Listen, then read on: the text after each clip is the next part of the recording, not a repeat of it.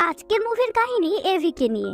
AV খুব তাড়াতাড়ি তার বয়ফ্রেন্ড মিচেলের সাথে বিয়ে করতে যাচ্ছিল, কিন্তু একটা ঘটনা ঘটার কারণে এভি মিচেলের বাবা অর্থাৎ তার হবু শ্বশুরের সাথে গপাগপ করে বসে।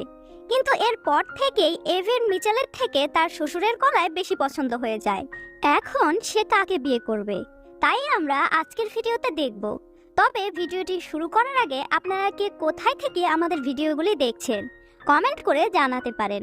আর এই গপাগপের ফুল মুভিটি দেখতে চাইলে চ্যানেলটি সাবস্ক্রাইব করতে একদমই ভুলবেন না। তো চলুন আর দেরি না করে মুভির গল্প শুরু করা যাক। মুভির শুরুতে আমরা মিলিটারিদের ট্রেনিং দেখতে পাই। এখানেই আমরা মুভির মেইন ক্যারেক্টার মিচেলকে দেখি। সে আর্মিতে চাকরি করত। এখানে মিচেলের একজন বেস্ট ফ্রেন্ড ছিল, তার নাম গিবসাম।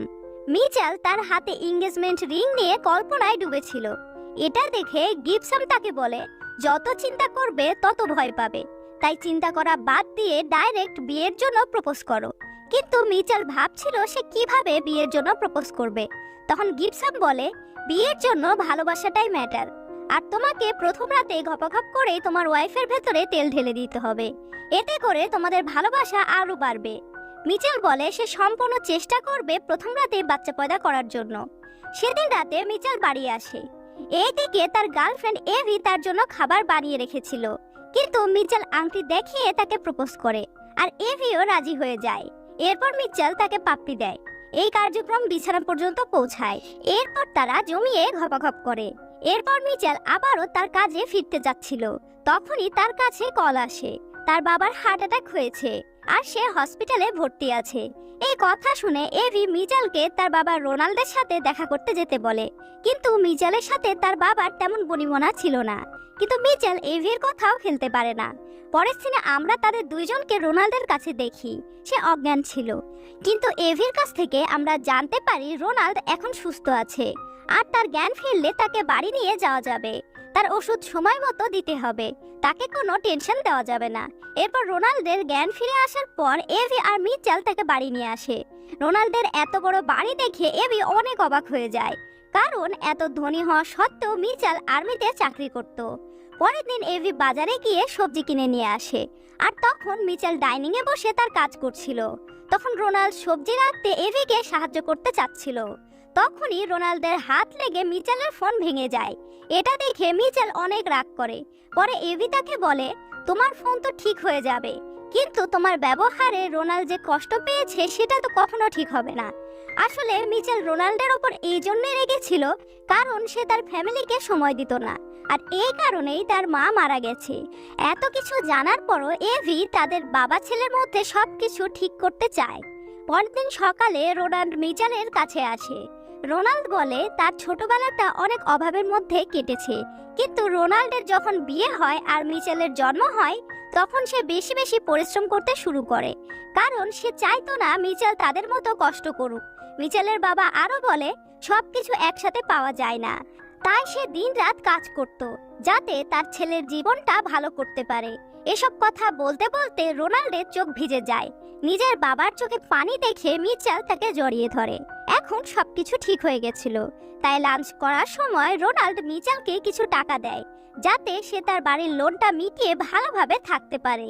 এদিকে সেনাবাহিনী ক্যাম্প থেকে জানা যায় কিছু সন্ত্রাসী তাদের উপর হামলা করে দিয়েছে, তাই সৈন্যদেরকে সার্জিক্যাল স্ট্রাইক করে তাদেরকে মারতে হবে। এখন এই খবর মিচেলের কান পর্যন্ত পৌঁছে যায়, তাই তাকেও ক্যাম্পে ফিরতে হবে। এ কারণে সে এভিকে তার বাবার কাছে থাকতে বলে, কারণ রোনাল্ডের সেবার প্রয়োজন ছিল। এরপর মিচেল ক্যাম্পে পৌঁছানোর পর তাদের ক্যাপ্টেন সবাইকে সার্জিক্যাল স্ট্রাইকের প্ল্যান বলে।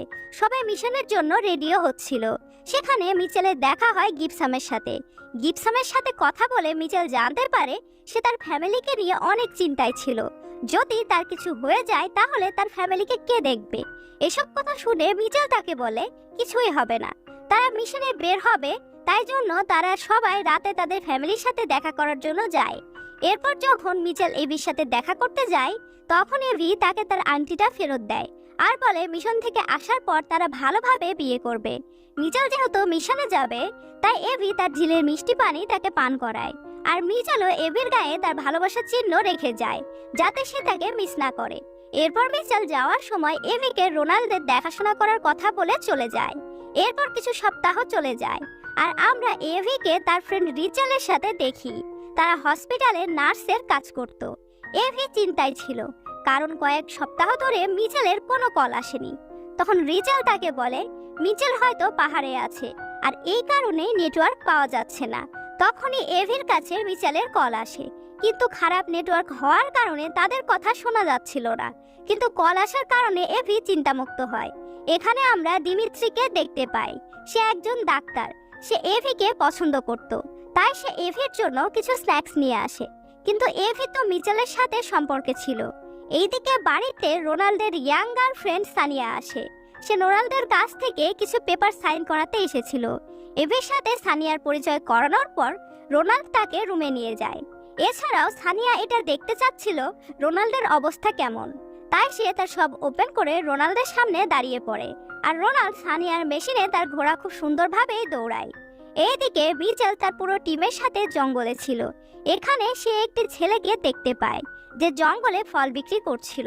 তাই মিচেল ছেলেটির কাছ থেকে ফলগুলো দ্বিগুণ দামে কিনে নেয়। তখনই সেখানে ছেলেটির বাবা আসে। লোকটি জানতো যে এখানে বিপদ আছে। পরের দিন সকালে এভি আর রোনাল্ড সকালে ব্রেকফাস্ট করছিল। তখনই সেখানে সানিয়া আসে। তাই তারা সানিয়াকে ব্রেকফাস্ট করতে বলে, কিন্তু সানিয়া খাবার খায় না আর সেখান থেকে চলে যায়। এদিকে আবারও দিমিত্রি এভির জন্য খাবার নিয়ে আসে। তখন এভি তাকে বলে তার বয়ফ্রেন্ড আছে। এটা শুনে দিমিত্রি এভির কাছে ক্ষমা চেয়ে সেখান থেকে চলে যায়। এদিকে সানিয়া রোনাল্ডের সাথে দেখা করতে আসে, কারণ তার মনে হচ্ছিল রোনাল্ড এভির সাথে কিছু করছে। কিন্তু রোনাল্ড তাকে বলে তার ছেলে ফিরে এসে এভিকে বিয়ে করবে। সানিয়ার যখন রোনাল্ডের কথা বিশ্বাস হয়, তখন সে আবারও রোনাল্ডের সামনে সব ওপেন করে দেয়, যাতে সে রোনাল্ডের ঘোড়া সফর করে তাকে খুশি করতে পারে। অন্যদিকে মিচেলের টিমের ওপর হামলা করে দেয়। এতে মিচেল সহ টিমের সবাই মারা যায়। যখনই এই খবর এভি আর রোনাল্ড জানতে পারে, তখন তারা অনেক কষ্ট পায়। এরপর এভি রোনাল্ডের বাড়ি ছেড়ে চলে যাচ্ছিল। তখনই রোনাল্ড তাকে আটকায়, কারণ সে জানতো এভি অনেক কষ্টে কিছু না কিছু করে ফেলবে। এভি এতটাই কষ্ট পেয়েছিল যে সে ড্রিঙ্ক করতে শুরু করে। একদিন সে এতটাই ড্রিঙ্ক করে ফেলে যে রোনাল্ড তাকে তুলে নিয়ে রুমে নিয়ে আসে। নেশার ঘরে এভি রোনাল্ডের মধ্যে মিচেলকে দেখছিল, তাই সে রোনাল্ডকে পাপ্পি দেয়। কিন্তু রোনাল্ড এসব আটকে দেয়, কারণ তার মনে হচ্ছিল এসব ঠিক না। পরের দিন সকালে রোনাল্ড এভির জন্য খাবার বানায়। এখানেই তারা গত রাত্রের কথা বলছিল, কিন্তু দুজনকে গতদিনের কথা ভুলে যেতে বলে। এরপর তারা দুজন একে অপরের সাথে অনেক সময় কাটায়। এখানে রোনাল্ড মিচেলের ছোটবেলার কথা বলে। মিচেলের কথা বলতে বলতে রোনাল্ড ইমোশনাল হয়ে যায়। তখন এভি তাকে সামলায় আর তাকে পাপ্পি দেয়। এরপর তারা বেডরুমে আসে। এখানে এভি রোনাল্ডের ঘোড়াকে রেডি করে জমিয়ে ঘপাঘপ করে। পরের দিন সকালে এভির কাছে আর্মির চিফ অফিসারের কল আসে, আর এখান থেকে তারা জানতে পারে মিচেল এখনো বেঁচে আছে আর সে হসপিটালে আছে।